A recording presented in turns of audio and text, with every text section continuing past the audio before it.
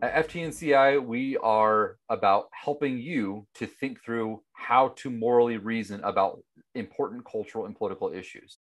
That means that we want to be about more than just opposing the leftists, right? We love owning leftists, we love owning the progressives, and we love making them mad. But that is not the goal of moral reasoning. The goal of moral reasoning is to identify what is objectively moral, objectively rational. And unfortunately, too many of our conservative brothers and sisters have given into or fallen prey to some really silly and foolish ideologies because they're focused primarily on owning the leftists, and they have forgotten or abandoned the pursuit of objective truth and objective moral reality. And specifically, we're talking about traditionalism. And we'll also talk about ethno-nationalism. And we kind of combine both of those into the term of ethno-tradcon or ethno-tradconism. So that's what we're talking about today: traditionalism, ethno-nationalism, and why we oppose them, what sets us apart from them, and what simultaneously sets us apart from the leftists, because that's a false dichotomy that you're going to be getting. You're going to be getting the false dichotomy between, you have to choose between the leftist progressives and the traditionalists / ethno-nationalists. And we want to say, no, that's a false dichotomy. Actually, those two are two sides of the same coin. So that's what we're going to today. The immediate reason why we would want to have this discussion is that there is growth in these, especially in Facebook discussions and in just people that are in our social circles, people that have even supported us at one time or another or appeared on our videos, people talking about the political questions that the United States and challenges that the United States faces today. And they are retreating back to, I just wish that it was like 1600 still, and that I lived in France or Italy. And there's all these pictures of, medieval castles and the chateaus, and wouldn't it just be great if I lived on a vineyard and there was no such thing as an iPhone? And they post these memes on their iPhone, and you think there's something going on here. And then you start to see some pictures of only white families over and over and over again. And then the memes say white is beautiful or something like that. And then you look and you see where these memes are being made, and you think, what is this, a false flag neo-Nazi operation? You just start to wonder, what is going on here? Why are people diving into this idea that if only the United States was something more like Europe 500 years ago, 300 years ago, that's the solution? And really, what's motivating that? Are they wanting to have no immigration at all? Are they wanting to create an ethno-state for people of Scottish ancestry, for example? Like, it's becoming very disconcerting. And from the point of view of what I stand for, it's horrifying, because I'm the person saying, I believe in Western civilization. I believe in the accomplishments of the Western mind. And I think that everybody should share in those, whether you came from one part of the world or another. And the liberals will want to call me a racist for saying that. And then here are these guys that are next to me that are saying, yeah, we just need to go back to just all white people, apparently. And I begin to think, I'm going to get lumped in with them. So I think in this video, we can explain why we're not them and why they're dreadfully mistaken. Yes, that's the goal. Now, part of the problem is that, as with all inconsistent and what I'm going to argue postmodern ideas, they have to shroud themselves in a little bit of legitimacy, right? They do what's called a Mott and Bailey, where you put forth a radical idea, but then whenever you're attacked on it, you retreat back to a sensible idea that is widely acceptable. And you say, no, I didn't mean that. I just meant that, So, and you see this with the woke all the time, right? Originally, when the woke weren't so bold back in the beginning of wokeness going into the church and public, it was, we're not saying that all whites are racist. We just want to have an honest conversation about race. Why don't you want to have an honest conversation about race? And then you would say, oh, well, sure, yeah, let's have an honest conversation about race. Okay, go ahead, tell me. And they say, okay, well, all whites are racist. You're like, what? You just what do you mean? All whites aren't racist? Well, no, don't be so fragile. What? Calm down your white fragility. We're just having an honest conversation about race, and they go back and forth like that. It's another way call it is gaslighting. Mott and Bailey is really sort of a form of gaslighting, where you're advocating an ideology, and then whenever someone calls you on it or objects to that really horrendous aspect of your ideology, you say, I wasn't saying that. I'm saying this really, really innocent thing. Why would you attack this really innocent thing? And so that's the woke. We're familiar with that with the woke. How do the traditionalists do that? Well, they say, oh, I just value tradition. What's wrong with valuing tradition? Here's an example that I saw on Facebook. What's wrong with valuing my grandma's recipes? If that isn't a Mott and Bailey, I don't know what is. But what they were saying is there's nothing wrong with wanting to carry on all of your people's traditions, right? So traditionalism, the way I would define it, is the idea that you should, in any potential conflict between reason and tradition, you should choose tradition, right? So if you've got a reason, or even an argument, like you haven't even entertained it yet, but there's just an argument out there that you should change X idea or X value in your moral system. If that X is tied to your tradition, then you should automatically side with tradition and not even listen to the argument. Right? That's traditionalism. And that's what a lot of these people are pushing. And then when you challenge them on it, they say, what's wrong with just valuing my grandma's recipes? I just like my grandma's recipe. What's wrong with that? Stop attacking me.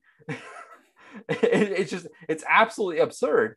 And it's dishonest, right? And that's the really frustrating thing is the dishonesty of it, right? So say what you mean and mean what you say here. The tell is that whenever they are talking about the value of tradition, they want it to have the effect of being traditionalism the way I just described it. But then whenever you challenge them, they say, no, I'm just valuing tradition per se, right? So, and the way to break this down, the way that's helpful is to say that tradition doesn't have any inherent value in itself. And what I mean by that is a given tradition, right? So there's no particular tradition that is inherently valuable. The value of any given tradition is solely in its correspondence to objective principles, right? So there are evil traditions. Hopefully we can all agree on that. That there were evil traditions of cannibalism and human sacrifice. There is currently an evil tradition of abortion in the name of women's rights. There were evil traditions of chattel slavery. There were evil traditions of worshiping the Baals and the Ashereths. There were evil traditions of abandoning Yahweh and falling into idolatry. That was a repeated tradition throughout the Old Testament. That's a tradition, right? The people, they've always done it that way. They've always, after they came back to God and repented, they always eventually left God and went back to their idols. It's the way our fathers have always done it. Does that make it right? Obviously not. The aspect of a tradition that is right, that is good, that is worthy of celebrating is that aspect or those aspects which align with some objective principle. And in that case, the objective principle is have no other gods before me, right? Worship the Lord your God, love the Lord your God with all your heart, soul, mind, and strength, and have no other gods before me. That's the objective principle that parts of the tradition were aimed at, but not all of the tradition. And so if you're an Israelite back in that day, and you're looking back on the traditions of your forefathers, you need to make a distinction between the bad aspects of the tradition, namely idolatry and falling away into apostasy, and the good aspects of the tradition, namely repentance and seeking the face of the Lord your God. And you have to have a method by which you make that distinction, which has to be something from outside the tradition or above, transcendent to the tradition, namely God's objective moral commands. And it's no different today in application to any given tradition. You have to have objective standards by which you judge a given tradition, which means that the value of a given tradition is not in the fact that it's a tradition. It's in the fact that it aligns with some objective standard. That's the difference between what we're advocating, alliance with an objective standard, regardless of the tradition, and what the traditionalists advocate, which is stick to the tradition, don't try to analyze it by objective standards, because then you are abandoning your forefathers. You're abandoning their tradition. And that's their rationale. In fact, some of them would even say that the commandment to honor your father and mother means that you must follow their traditions. And again, if you really take that seriously, that means that if your father and mother sinned, you must follow them in their sin. If your father and mother were apostates, you must become an apostate. I mean, it's just absolutely asinine when you think about it, when you try to think about it consistently and when you analyze it. But they don't allow that because they always retreat back to, oh, I'm just talking about grandma's recipes. All right. So as you described that, a couple of questions came to my mind. One is, you're not actually criticizing the idea of using traditions, because within your framework that you're explaining here, you believe that if somebody has come to their traditions in a way that is reality oriented, or we'd say objective, then first of all, it could be good as a tradition, and there could be a value in maintaining it, even if there are a range of options. So within my family, we have a specific set of traditions for holidays, and it's a value to have a continuity. You're not suggesting that there's no value in continuity, but you're saying that there's a higher standard by which we must judge whether that continuity is a good one. Exactly. And I will agree wholeheartedly. There is much value in that continuity. That there is value in tradition, given that that tradition has alignment with objective goods, that it is objectively true and that it conforms to objective morality. If that's the case, then there is much good in building traditions around that objective good and that objective truth, and passing that on. But as it's passed on, the passing of it can only be good insofar as those who are receiving it from you are doing so based on the fact that it aligns with objective truth and objective morality. It cannot be good if they are only receiving that tradition from you because it's tradition. And that's the essential distinction. I've got a daughter now. If she carries on my traditions without independently determining whether or not they align with objective truth and goodness, then she is in danger of blindly carrying on evil or bad aspects of my tradition that I happen to overlook or that I just sinfully included in my tradition. And that's bad. It's negligent of her to do that. She is abandoning her responsibility before God to be a spiritual person who appraises the value of all things. That is what we're called to do. That's what each individual is responsible to before God. You won't be able to claim on Judgment Day, well, my forefathers did it, and be excused. So each new person, each new generation must evaluate afresh whether or not the traditions which they've been handed down align with objective truth and objective morality.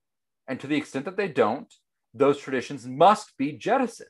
And to the extent that you don't evaluate that, or to the extent that you evaluate it and you ignore it for the sake of carrying on the tradition, to that extent, you are doing the devil's work.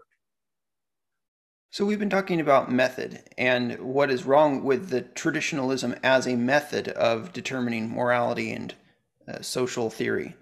Now let's talk about the consequences. Why does this matter? What are the problems that are coming into first of all, into the society as a whole, but also perhaps into churches, perhaps into the public discourse among conservatives and the arguments that we use? What are some of the main troubling things that you see about how these traditionalist methodologies are being used?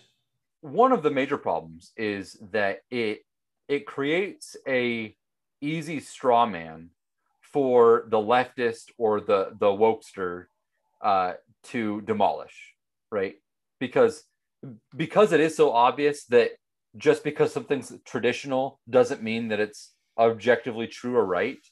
If you use tradition as your argument against wokeism or against leftist progressivism, it's just immediately defeated in the eyes of the public, and rightly so. And that's the problem.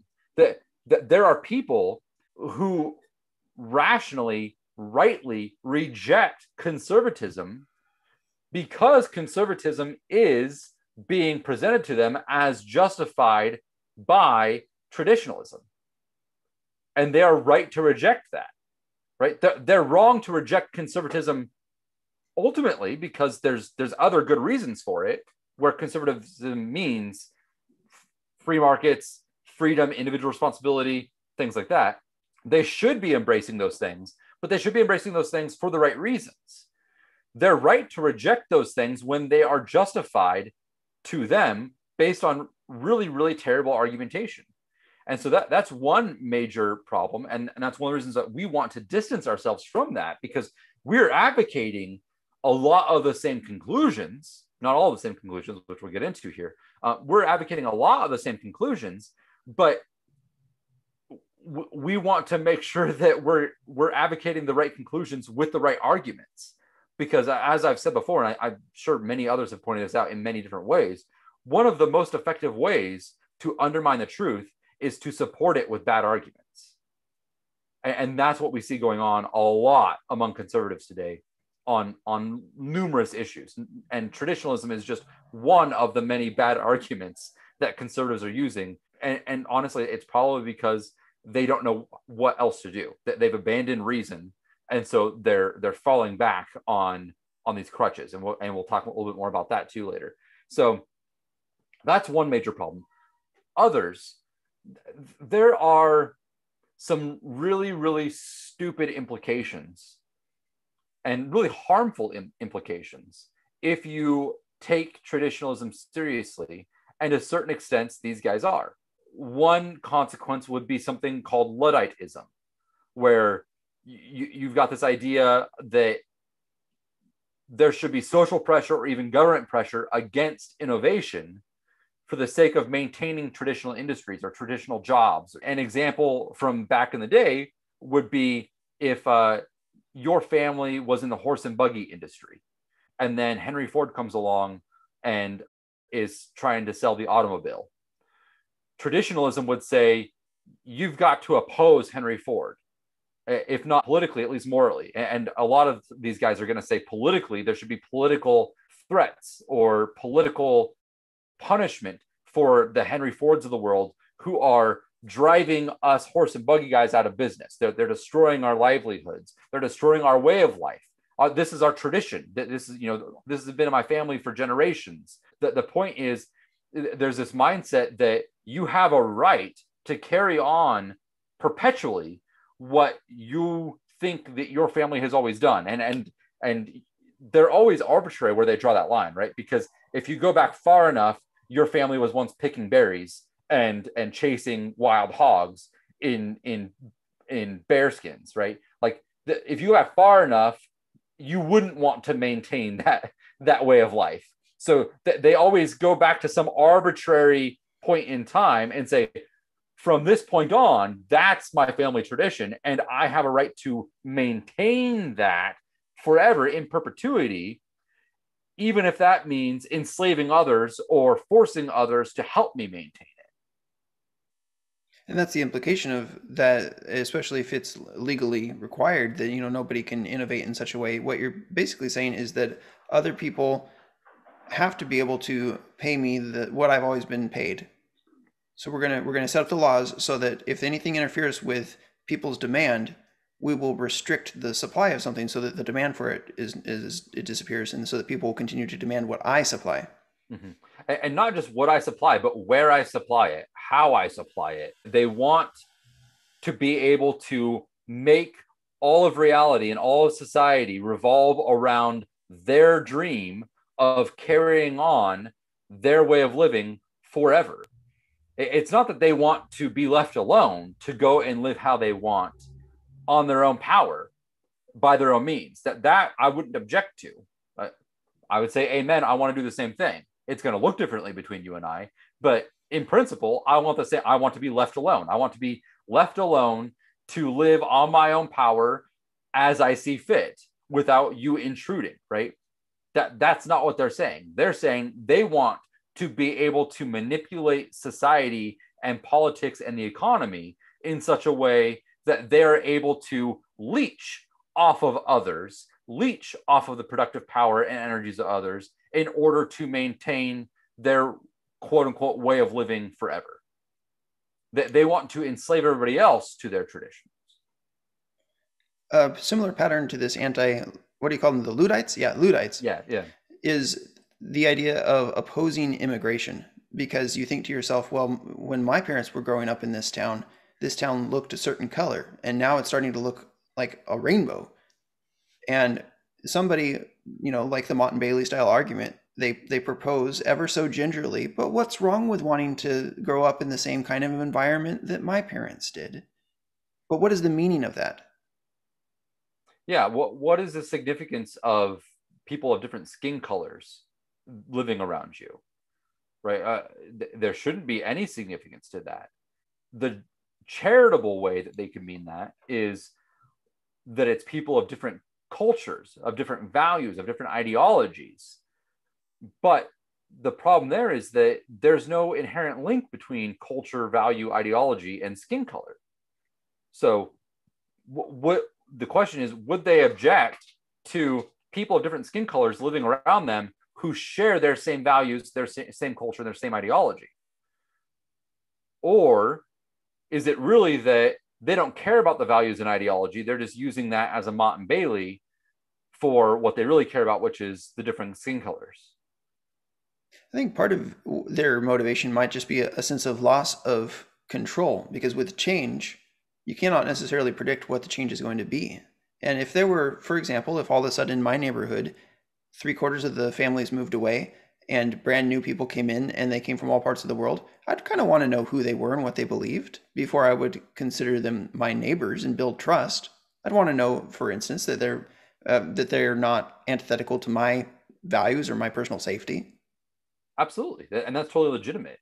The issue is that you're inquiring about their values, about what they believe, about what they think is rational and good and moral in society in terms of how they're going to relate to you and your family, right? You're not asking what skin color are they or what is their biological lineage, and that's the difference, right? So it's totally legitimate to be concerned about different cultural elements of people moving in around you.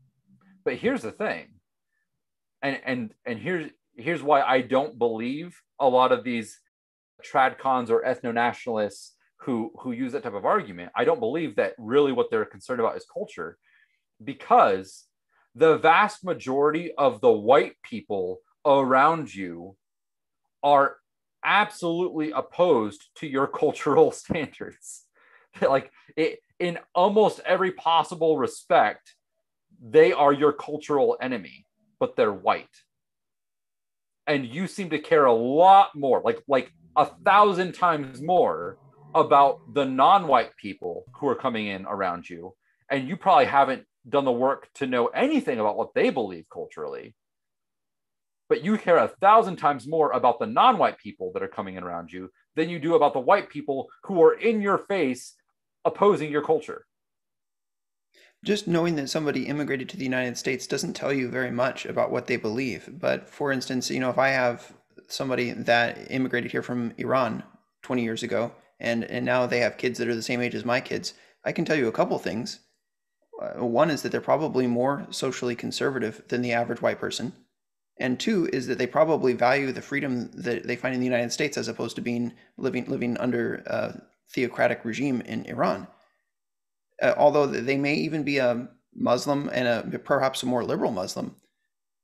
In terms of my personal values and in terms of the way they're going to vote, I don't know where we line up. I really don't know, but I don't know that there's going to be any preference that I would have toward their set of values versus the average atheist white person or college professor. Yeah, absolutely. So especially if they migrated here and they have their own job or even more so their own business, they aren't living on welfare. They aren't here as a result of some government program, that they migrated here on their own, right? All of those things combined would tell me most likely they are much more aligned with my values than the average white college graduate down the street. But it would be a significant difference in the probability that I would place on them being aligned with my values over a white college graduate, assuming that they graduated somewhere here in the US from some Ivy League college or something like that. So I think what we've said so far will raise objections from these traditionalists or possibly ethno-nationalists that may end up watching this video, and we want to anticipate some of the objections, the kind of objections that we typically see when we put forward our ideas about society and rationality, about what people ought to be able to expect from their society and what the laws ought to be. The objections that we get are very often bulveristic. Bulverism is a kind of fallacy where instead of engaging with somebody's argument, you dismiss them as a person by saying, oh, the reason why that you would make this kind of argument is because you're this kind of person. It's kind of an ad hominem thing.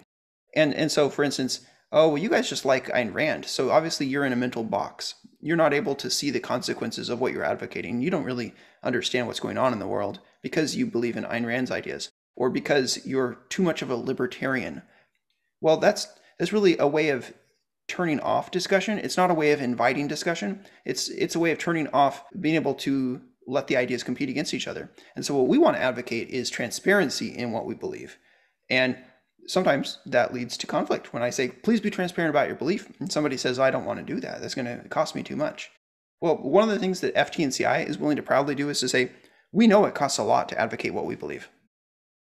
And we're going to do it with transparency. So some of the objections that we might get from these Tradcons are, well, what about the rape gangs? Like, is that really what you want, Jacob? You really want the government of Greece or Italy or whatever to be paying to put people on ships to transport them out of war-torn areas in Syria, move them through the Mediterranean Sea, and then they march through Greece and they march through Germany, and then they end up in Germany and Sweden, and then there's people getting raped because there's different expectations and different moral systems. And I mean, can we diffuse the objection there? Yeah, well, first, I mean, notice the straw man and the package deal. I mean, so there's no clear lineage between that and what we've advocated for here so far, right? So I say we should welcome people of any skin color, especially to the degree that they align with our ideology and our culture. We should base our judgment of other people on their ideology and their values rather than on their skin color, right? So that's what we've said. That's our position. And the response is, so you're saying, right? What's that lady's name who interviewed Jordan Peterson? Kathy Newman. Yeah, Kathy Newman style. So what you're saying is that you want Muslim rape gangs. That's what you're saying. So we say judge people by their character and their values rather than the color of their skin. And the Kathy Newman say, oh, so what you're saying is you want Muslim rape gangs. What? Where's the connection? So let me answer you. No, I do not want Muslim rape gangs, and I don't know why you would think that. The difference between what I'm saying and what the leftists are saying, and that's what you're trying to accuse me of here. You're trying to accuse me of being a leftist who does want the Muslim rape gangs, is I believe that people of any skin color should be brought into a culture if they wanted to move, not brought in by the government, but so that's one difference, right? We don't want the government bringing in people, especially through mass migration programs like we saw in Europe and like we've seen some here in America. We don't want government bringing mass migration. We want people to be allowed to immigrate, and we want them to have to assimilate. And by the have to there, I mean the social pressure of the culture around them, right? So to the extent that they assimilate to the European culture, they should be applauded and celebrated and adopted by Europeans. To the degree that they do not assimilate to the European culture, right? To the degree that they want to carry on Sharia law, to the degree that they want to try to rape people, they should be well, first of all, if they're doing anything illegal like rape, they should be absolutely prosecuted immediately and then exported, and probably capital punishment should be involved there, right? So I'm all for enforcing the law as strictly as possible with that. But let's throw away let's throw aside the illegal aspects, right? So let's forget about rape and theft and violent gangs, because those are all illegal and those are all covered by Europe. Should just be enforcing its laws against those things. Let's set all that aside. And there's still certain cultural things that are abhorrent, that it is right as a European or as a American to say, that's evil, that's abhorrent, I don't want anything to do with that. And it's right, if somebody moves to your area and wants to advocate for those ideas or those values, it's right for you to oppose them. But if somebody comes from that part of the world to your area and they align more with your culture and ideas and values than with the predominant one from the area that they came from, why shouldn't you embrace them? I think you should. I think you should celebrate that. Now, if you disagree with that, then you are saying that your problem with them isn't their culture. You're doing a Mott and Bailey, right? You claimed it was because of their culture. It's because of the rape gangs. It's because of Sharia law. It's because of their value systems and their ideology. That's why we want them out. Okay, well, if that's the case, let's take away all those things. And let's say somebody from that part of the world with that skin color comes over and they share your ideas and values. Do you still want to reject them? If so, then the culture, the ideas, the values were never the reason for wanting to reject them to begin with. You're exposing yourself. Oh, but Jacob, you're just talking like a globalist, libertarian. Like, obviously, you can't understand the importance of the smell of my grandfather's baseball mitt. And I mean, I'm sorry.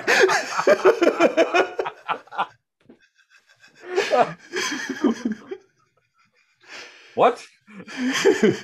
I'm actually repeating arguments that I've heard.